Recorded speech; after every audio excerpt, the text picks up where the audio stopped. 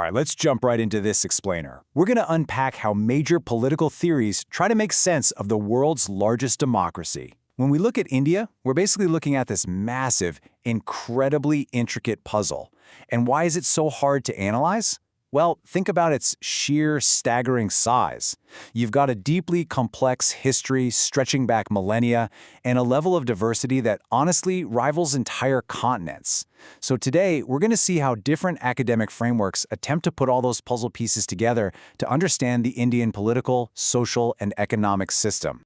Here's how we'll break it down today. First, we'll look at the challenge of decoding Indian politics. Then, we'll dive into the liberal approach, followed by the concept of center and periphery. After that, we'll switch gears to the Marxist approach, and finally, we'll explore exactly where these Western theories tend to stumble. All right, Part 1, Decoding Indian Politics, the Setup. So we really have to ask ourselves, how can any single academic framework possibly capture the sheer diversity, the deep historical roots, and all the modern contradictions we see in India? I mean, how do you even begin to make sense of a democracy with well over 1 billion people? A place where cutting-edge modern industries are operating right alongside ancient agrarian social structures. They're effectively existing in multiple centuries simultaneously. It's a truly monumental task for any scholar. To tackle this, political scientists have historically leaned on two foundational Western lenses, the liberal and the Marxist approaches. And these are the two dominant viewpoints we're going to examine today. We'll explore their distinct merits, how they actually attempt to explain the Indian state, and later on, we'll critically analyze their pretty significant blind spots. Moving on to Part 2, the liberal approach, individual rights and institutions. Okay, so here are the 3 fundamental premises of this approach. First, it views a person as a free proprietor of his own person, who operates rationally in a competitive market. Second, it believes politics is completely autonomous. You can think of politics here as a neutral referee, one that can rise above vested economic interests to make fair decisions. And third, it assumes development is unilinear. Now, this is a vital concept. It basically means they believe every developing society has just one valid option: to walk the exact same linear path that Western nations have already traced. So this perspective inherently assumes that India's survival and growth are tied directly to adopting these specific, established Western models of industrialization and individual liberty. Because of those premises, the legacy of this approach places a massive focus on specific individual rights.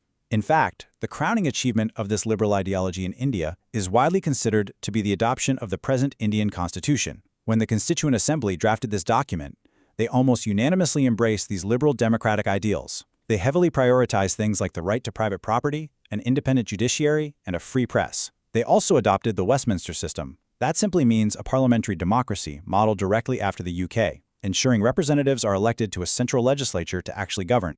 Now, under this liberal lens, society isn't viewed as some battlefield of class warfare. Instead, it's seen as a vast landscape differentiated by interests. Think of it like a bustling marketplace of demands. For instance, picture millions of rural farmers pushing aggressively for agricultural subsidies, while at the exact same time, urban industrialists are demanding corporate deregulation. Theorists like Robert Dahl and Myron Weiner look at Indian politics as a massive exercise in bargaining between these different groups. Various factions exert pressure, and political parties step in to act as mediators. Their whole job is to compromise, aggregate support, and maintain an overall equilibrium in society so that the marketplace can keep functioning. That brings us to Part 3, Center and Periphery, the Congress system. The Congress system is an absolutely fascinating indigenous adaptation of these liberal democratic ideals. Political scientists define it as an umbrella structure. Literally, imagine a massive, sprawling umbrella. Rather than just representing one narrow slice of society or pushing a single ideology, historically, it gave shelter to a huge variety of interests. A single dominant party functioned as this unified platform to accommodate highly divergent and honestly sometimes directly conflicting groups.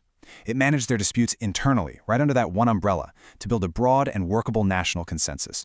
The prominent political scientist Rajni Kothari captured this dynamic beautifully.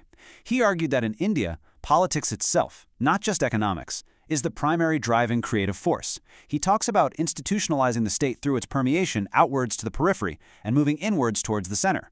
To put that simply, the political center actively reached out to the furthest fringes of the country to pull them in. It created this dynamic, two-way street of coalition making. It was actively mobilizing the social structure, essentially turning traditional groups into modern political participants.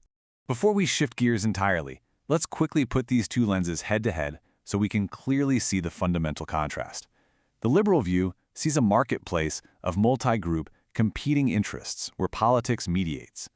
But the Marxist view sees a battlefield of economic classes where society is strictly defined by its economic base. It's just a completely different way of diagnosing the structural forces that actually shape a nation. All right, part 4, the Marxist approach, class struggle and the economic base. So just like the liberals, the Marxists also have 3 foundational premises. First, emancipation requires understanding the whole of society through class action, not individual liberty. Second, they believe the economic base, meaning who literally owns the factories, the resources, the land, absolutely determines what they call the superstructure. This means that everything else, religion, politics, the legal system, are basically seen as illusions built to protect the economic power at the base. And third, history is a unilinear development following definite historical laws toward a communist society. From this viewpoint, politics is never an autonomous referee. It's merely a reflection of underlying economic dominance. Marxists highlight grave structural inequalities to make their case, relying on hard data like the statistics shown here. The source notes that when we look at the share of national income, the bottom 40% of the Indian population holds only 14.7% of the wealth, while the bottom 20% holds a mere 4.5%. For Marxists, these aren't just numbers on a page. They are structural proof that democratic voting doesn't really mean much if economic wealth is massively hoarded at the top. They argue that the system fundamentally fails to fairly distribute the nation's output. Now, we definitely have to acknowledge where this lens really shines. Marxist analysis effectively explains the rising tensions of urban and industrial life.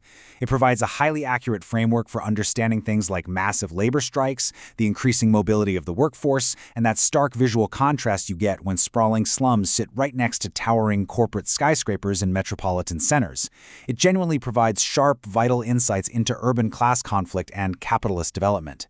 However, while we see these powerful merits, we must impartially examine its significant blind spots, exactly like we did with the liberal approach. And that brings us to our final section, where Western theories stumble, the blind spots. Interestingly, both the liberal and Marxist theories make a critical, shared mistake. They both assume unilinear development. They believe that modernization inherently requires a complete, destructive break from past traditions. But the source points out a massive fallacy here. These Western models fail to grasp that in India, development and renaissance historically occurred from within deeply rooted traditions. For example, ancient caste identities didn't just vanish into thin air when democracy arrived. Instead, they transformed and modernized into really powerful political voting blocks. Fundamental changes actually happened, without entirely destroying the old society or separate identities. Take a look at exactly what the Marxist lens specifically misses when applied mechanically to India. First off, it completely overlooks the complex power dynamics in rural agrarian societies. It fails to adequately account for deep socio-religious cleavages, like the caste system, mainly because it aggressively forces everything into this single box of economic class. It also heavily misunderstands Indian feudalism. Unlike medieval Europe, where the king literally owned all the soil and granted it downwards, Indian agrarian structures were vastly different. This makes European Marxist labels fundamentally ill-fitting, and crucially, it misses how modern and traditional social formations managed to exist at the exact same time. There is a very real danger in forcing a square peg into a round hole. When scholars try to classify India using borrowed categories from Russia, China, or Western Europe, they make massive analytical errors. The source points out how European scholars, and even some Indian Marxists, mistakenly label India as merely more feudal or less capitalist. Superficial comparisons like this do grave damage to our understanding of India's organic, multi-structured reality. You simply cannot just copy-paste a European historical timeline onto South Asia. Ultimately, India represents what the text calls two Indias, urban and rural, modern and traditional. But here's the catch. They aren't isolated bubbles. They function simultaneously with completely different practices, values, and social wholes. They are deeply interwoven, creating this vibrant, infinitely complex web. And this web simply cannot be decoded by applying rigid, deterministic formulas borrowed from Washington or Moscow. This brings us to a final, absolutely vital question. If both the liberal and Marxist Western lenses ultimately fail to capture the full picture, if they both miss the unique historical processes, the intricacies of caste, and the simultaneous centuries existing side by side, what would a truly indigenous political theory of India even look like? As we wrap up this explainer, I'll leave you with this thought. Truly understanding the world's most complex democracy might just require inventing an entirely new pair of glasses. Thanks for joining me, and keep questioning the frameworks we use to view the world.